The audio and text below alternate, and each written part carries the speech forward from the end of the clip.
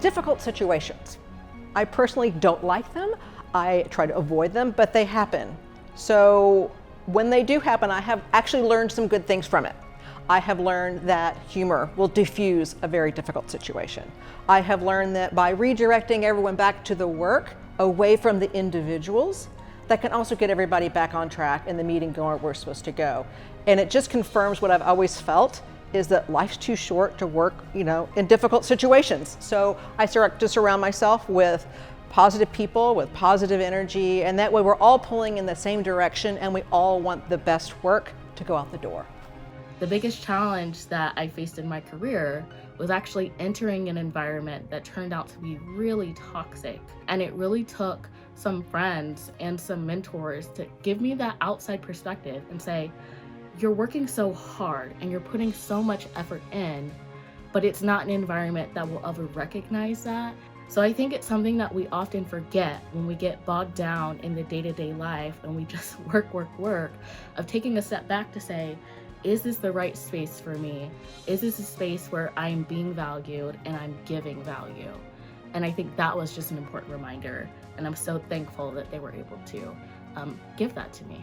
I'm trained as an art historian, and I changed industries. Obviously, I ended up back in marketing, and I transitioned from museum work to auction house to an e-commerce. And after about, I would say 2.5 years in the role, I sat down with somebody in leadership position to kind of review my performance and to talk about salary and pay bump. And we reviewed everything. Everything's great. I'm excelling in the role. Complimented my eye and what addition I was to the team. And at the end, I'm kind of like, well, there is the matter of the raise that had been discussed.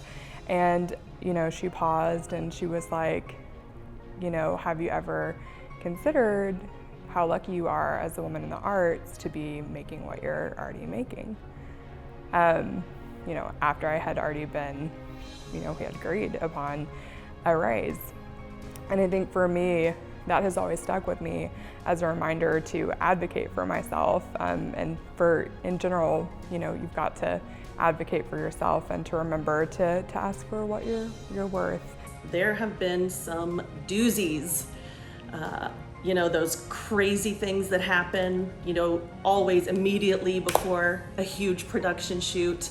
When you get in those situations where you just feel like the sky is falling, I have learned, and I would say that I still have to remind myself to do this, to really take a moment, look inward.